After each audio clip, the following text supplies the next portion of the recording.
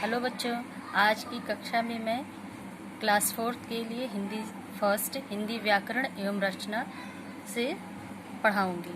आज का पाठ हमारा है पाठ 2 वर्ण एवं मात्राएं। वर्ण क्या होता है? वर्ण यानी अक्षर। जब हम कुछ भी मुंह से अपने बोलते हैं उस दौरान जो आवाज़ निकलती है, ध्वनि निकलती है, वही वर्ण कहलाता है। वर्ण के लिए परिभाषा के रूप में हम कह सकते हैं कि वर्ण भाषा की वह सबसे छोटी इकाई मानी गई है, यह वह सबसे छोटी ध्वनि मानी गई है जिसको हम विभाजित नहीं कर सकते हैं, उसके टुकड़े नहीं कर सकते हैं। जैसे अ, आ, छोटी ई, बड़ी ई, क, ख करके हम उच्चारित करते हैं। क और ख हम झटके से बोल रहे हैं क्योंकि इसमें से हमने स्वर निकाल दिया है। अब इसको हम कैसे समझेंगे? इसको हम वर्ण के विभाजन के यानी भेद के रूप में इसको हम समझेंगे। जैसे वर्ण के दो भेद होते हैं, पहला स्वर और दूसरा व्यंजन। स्वर क्या है? जिन वर्णों के उच्चारण में जब भी हम अपने मुंह से कोई भी ध्वनि उच्चारित करेंगे तो उनको उच्चारित करने में जब हमें किसी दूसरे वर्ण की सहायता नहीं लेनी पड़ेगी तो वही हमारा स्वर कहलाता है। स्वरों की संख्या कितनी होती है? 11। जैसे हम इसमें दिया है अ, आ, छोटी ई, बड़ी ई, छोटा ऊ, बड़ा ऊ, री, ए, ओ, औ। ये हमारे स्वर के भेद हो गए। स्वर की संख्या कुल कितनी होती है? 11। अब इसके बाद हमारा आता है व्यंजन। व्यंजन क्या होता है? व्यंजन वे वर्ण होते हैं जिनको बोलने के लिए हमें स्वरों की सहायता लेनी पड़ती है। बिना स्वरों को जोड़े, बिना स्वरों को मिलाए व्यंजन पूरे नहीं होते हैं। इनकी संख्या कुल कितनी होती है? 33। जो हम इधर देखेंगे, जो हम वर्णमाला में क से लेकर के पढ़ना शुरू करते हैं ह तक।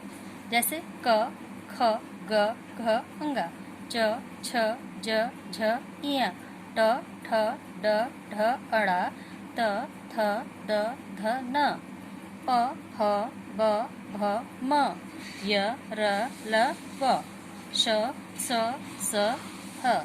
ये जो हमारे होते हैं ये हमारे व्यंजन कहलाते हैं।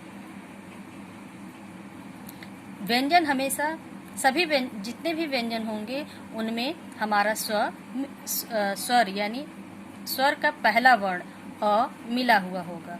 जिस भी व्यंजन का जब हम उच्चारण करेंगे, जैसे हमारा पहला है क हमने जब बोला तो उसमें हमने आराम से बोला। जैसे क के साथ हमारा अ का उच्चारण हो रहा है, तो जब हम क से अ को निकाल देंगे तो वह हलंत के रूप में आएगा। जैसे कि हमने अभी पिछले पेज पे आपको दिखाया था इधर कि क में हलंत इधर है, क में हलंत लगा है, यानी जिस भी वर्ण में हमारा हलंत होगा व्यंजन वर्ण में, स्वर में कभी नहीं लगेगा। व्यंजन वर्ण में जब हमारा हलंत लगेगा तो वह आधा माना जाएगा, यानी उसमें से हमारा स्वर निकल गया है। स्वर में सभी व्यंजन वर्णों में अ यानी स्वर का पहला वर्ण अ मिला हुआ होता है, और अगर हम किसी भी व्यंजन वर्ण में हलंत लगा देंगे इसका मतलब यह होगा कि वह व्यंजन वर्ण से स्वर निकल गया और वह व्यंजन वर्ण आधा हो गया है। अब इसके बाद हमारा आता है अयोगवाह। अयोगवाह किसे कहते हैं? अयोगवाह उन वर्णों को कहते हैं जो ना तो स्वर होते हैं और ना ही व्यंजन। ये वैसे तो हम जब स्वर पढ़ेंगे तो अंग अह उसमें शामिल होंगे, लेकिन इनको हम स्वरों से अलग मानते हैं, इनको हम अयोगवाह के अंतर्गत लाते हैं। तो जैसे इधर दिया अंग, अह और अ के ऊपर चंद्र बिंदु, तो इसको हम अ के रूप में उच्चारित करते हैं। इनका स्थान स्वर के बाद तथा व्यंजन के ठीक पहले होता है। अब इधर दिया है अंग। अंग को हम अनुस्वार के रूप में जानते हैं।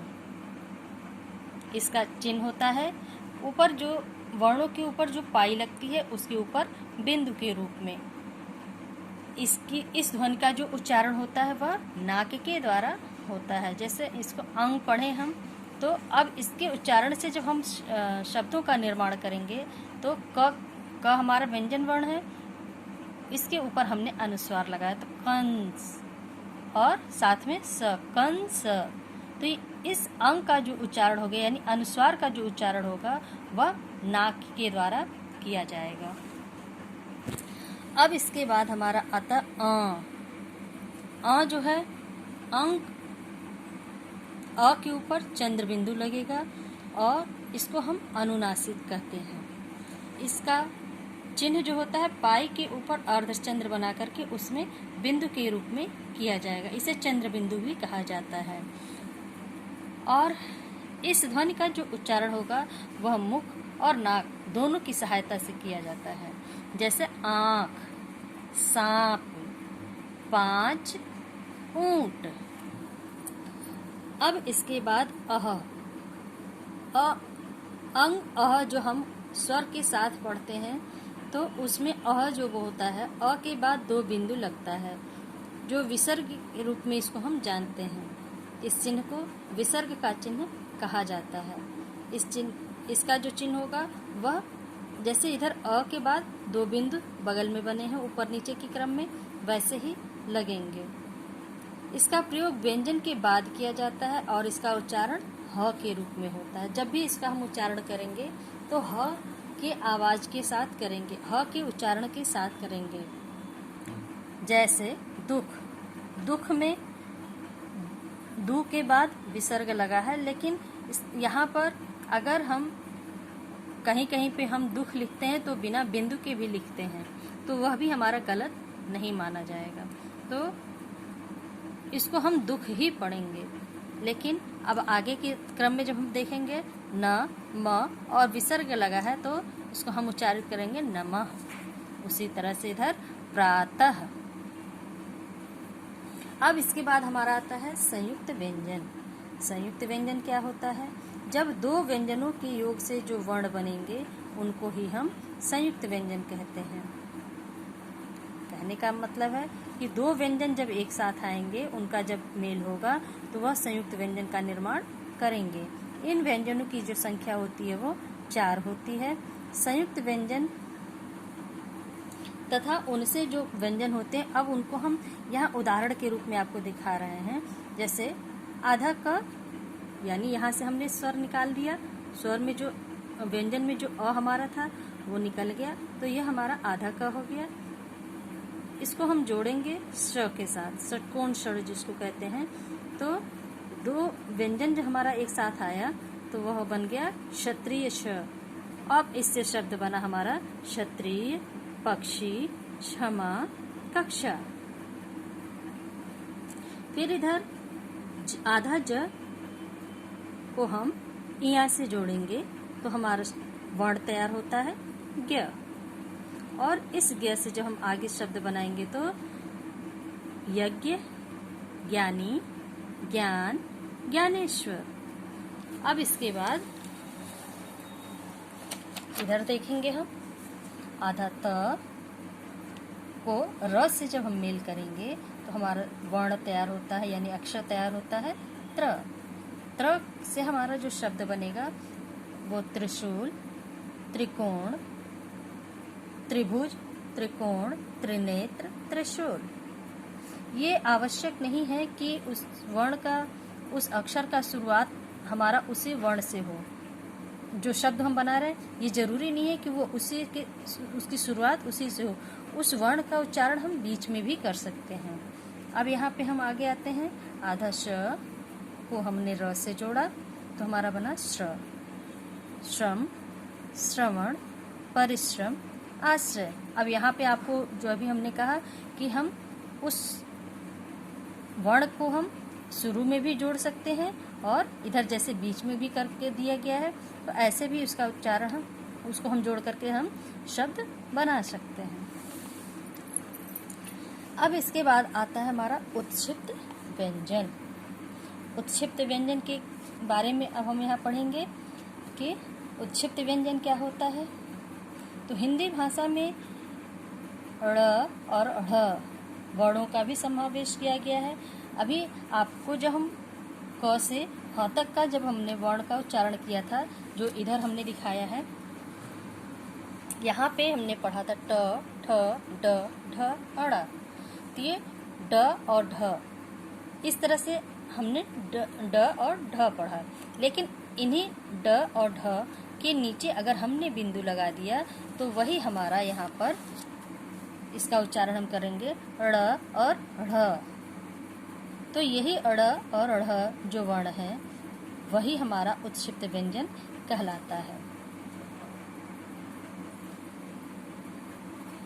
अब इन ड़ और ढ़ वर्णों के बारे में कहा जाता है, कह सकते हैं कि इनसे कोई शुरुआती वर्ण का आरंभ नहीं होता, कोई शुरुआती कहते हैं कि शब्द नहीं बनेगा। इनको हम वर्णों के बीच में यानी शब्दों के बीच में इनको हम जोड़ करके शब्द बनाते हैं। जैसे यहाँ पे कहते हैं घोड़ा, गाड़ी, कपड़ा, सीढ़ी, पढ़ना, कढ़ाई। अब इसके बाद आता है हमारा हलंत। हलंत क्या है? तो हलंत के बारे में अभी हमने इससे पहले उच्चारित किया था कि वर्णों के नीचे जो पाई लगती है, जो व्यंजन वर्ण होते हैं, स्वर नहीं, व्यंजन वर्ण जो होते हैं, उनके नीचे जो हम आधा तिरछा जो पाई लगाते हैं, वही तिरछी पाई यानी तिरछी रेखा ही हमारा हलंत कहलाता है। हलंत के लगने से कोई भी व्यंजन वर्ण जो होगा वो हमारा आधा हो जाएगा, यानी उसकी पहचान यही होगी कि उसमें से हमने अ स्वर को निकाल दिया है। अब इसके बाद आता है र के विभिन्न रूप। तो र के विभिन्न रूप के बारे में अब हम यहाँ देखेंगे। र को हम 3 प्रकार से यहाँ पे हमको समझाया गया है। पहला है रेफ। रेफ र क्या होता है? रेफ र जो हमारा वर्णों के ऊपर लगने वाली पाई के ऊपर से जो इस तरह से हम अर्धवृत्त बनाते हैं, वह हमारा रेफ र कहलाता है। इससे हमारा शब्द बनेगा सूर्य, कार्य, वर्षा। इसके बाद हमारा आता है दूसरा पदेन र।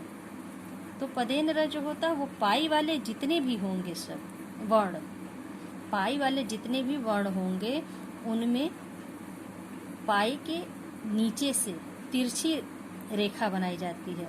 अब एक चीज यहाँ पे ये ध्यान देना है कि तिरछी पाई इसमें भी बनती है और तिरछी पाई इधर हमने हलंत के रूप में भी दिखाया है। तो हलंत जो होता है वो व्यंजन वर्ण के नीचे से लगता है और पदेन र का जो र लगेगा वो पाई के बीच से इधर से यानी दाहिने से बाएं की तरफ लगेगा और हलंत हमेशा लगता है बाएं से दाहिने की क्रम में। अब हम आते हैं पदेन र के 2 प्रकार होती है, ये जो नीचे हमारा दिखाया है इस तरह से। जैसे यहाँ भी हमने शब्द नहीं बताया, शब्द में हमारा है पदेन र का जो पहला है जो पाई के रूप में आता है क्रम, भ्रम, प्रथम, और भी ऐसे शब्द हम बना सकते हैं। अब ये तीसरा जो हमारा पदेन र का दूसरा प्रकार यानी ये इस तरह का जो दिखाया है,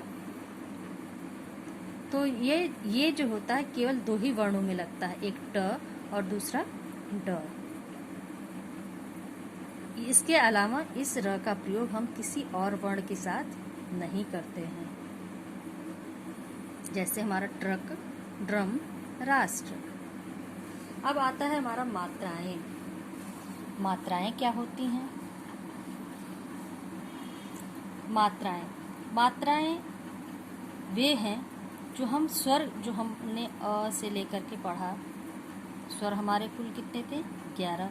तो उन्हीं स्वरों के जो चिन्ह बनते हैं वही हमारा मात्रा कहलाता है, यानी स्वरों के चिन्ह मात्रा कहलाते हैं। जिसमें से आपको यहाँ उदाहरण में दिया है घड़ा, किला, परी, पुल, फूल। अब यहाँ पे एक चीज़ और देखेंगे, अभी हम आपको बताएं कि हिंदी में कुल स्वर कितने होते हैं, 11, जो अभी इसके पहले भी हमने यहाँ उच्चारित करके आपको बताया था, अ आ ई उ री ए ओ औ।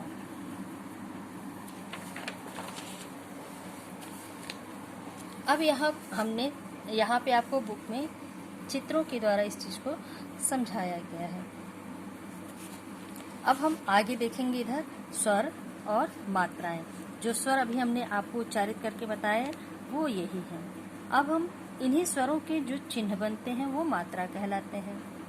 जैसे यहाँ मात्राएं दिया है, अब इस मात्रा यानी अ का अपना कोई मात्रा नहीं होता, इसलिए उसका स्थान रिक्त है यानी खाली पड़ा है। इसके अलावा जो भी हमारे स्वर बचते हैं यानी कुल मिलाकर 10 होगा। अब इन 10 स्वरों के जो चिन्ह होंगे वही हमारा मात्रा कहलाता है। व्यंजन के साथ मात्राओं का प्रयोग अगर करके, जैसे अ का स्थान रिक्त है यानी अ की अपनी कोई मात्रा नहीं होती है, वह सभी व्यंजन वर्णों में अ मिला हुआ होता है। इसके बाद के जो जितने भी स्वर होंगे उनकी ये चिन्ह है, जैसे का, की, कु, री, ए ओ करके। अब यहाँ पे जैसे का, की, कु, क्री, के, को, ये हमारे क वर्ण व्यंजन वर्ण के साथ मात्राओं का मेल यहाँ पे दिखाया गया है।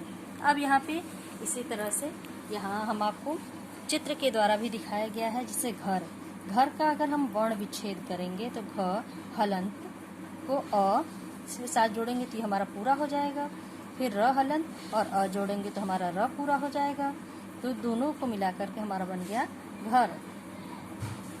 इसी तरह से ये बाकी के भी आपको अलग करके उनको व्यंजन और स्वर को अलग करके यहाँ पे शब्दों के द्वारा यहाँ दिखाया गया है कि कैसे स्वर और व्यंजन को अलग करके हम शब्द को देखते हैं। अब इसके बाद आता है हमारा विशेष क्या, सभी पाठ में लगभग दिए गए हैं ये विशेष प्रश्न। ये जो विशेष प्रश्न हैं ये आप सबको अच्छे से याद करने होंगे, क्योंकि एग्ज़ाम टाइम में इन विशेष जो लाइनें दी जाती हैं वो पाठ के अंदर की जो विशेष लाइनें होती हैं उनको ही हम संक्षेप में यहाँ पे बुक में दिया गया है, इसको हमें याद करना होता है, पढ़ना होता है, और ऐसे इनसे भी प्रश्न परीक्षा में आते रहते हैं। जैसे विशेष में दिया है कि हिंदी भाषा में कुछ उर्दू वर्णों जैसे ज, ऐसे तो हम पढ़ेंगे ज और फ, लेकिन ज के नीचे हमारा एक बिंदु लगा है, आप ध्यान से देखेंगे, और फ के नीचे भी एक बिंदु है। तो ज के नीचे जब बिंदु आ गया तो इसको पढ़ेंगे ज, और फ के नीचे जो बिंदु है उसको पढ़ेंगे फ। ये जो ज और फ ये हमारा उर्दू के वर्ण हो गए। अब इसके बाद आता है अंग्रेजी के भी वर्णों को हिंदी में स्थान मिला है। इसको आ करके अर्धचंद्र ये ऊपर लगा है, आप देखेंगे ऐसे करके अर्धचंद्र लगा है, तो इसको हम अ के उच्चारण के, ऐसे तो ये आ लिखा है लेकिन जब ये अर्धचंद्र लग गया इसको आगत भी बोलते हैं, तो इसका उच्चारण अ के रूप में होगा। इन अंग्रेजी और उर्दू के वर्णों को भी हिंदी में स्थान दिया गया है। अब इसके बाद आते हैं दूसरा, वर्ण को अक्षर भी कहते हैं। अभी हम पाठ के शुरुआत में ही जब हम परिभाषा के रूप में समझा रहे थे उस समय हम आपको बोले थे कि वर्ण को अक्षर भी कहते हैं। तीसरा है, किसी व्यंजन वर्ण में अ को मिलाते समय उस पर लगा हलंत चिन्ह हटा दिया जाता है। जैसे क में से हल, अगर ये हलंत है तो इसका अर्थ हो गया कि इसमें स्वर नहीं है, इसमें हम जब स्वर अ के रूप में जोड़ेंगे तब यहाँ हमारा क पूरा बनेगा। आज अभी मैंने जो पाठ पढ़ाया, पाठ 2 4th क्लास का हिंदी फर्स्ट, हिंदी व्याकरण एवं रचना अभ्यास पुस्तिका से पाठ 2। अब इसी का हम परिभाषा यानी प्रश्नोत्तर हम आपको कराने जा रहे हैं।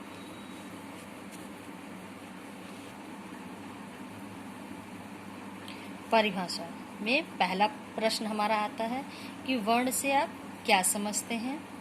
उत्तर में हम लिखेंगे वह छोटी से छोटी ध्वनि जिसके और टुकड़े नहीं किए जा सकते वर्ण कहलाता है। जैसे अ, आ, इ, क, ख। यहाँ ख, क और ख के नीचे हमारा हलंत रहेगा,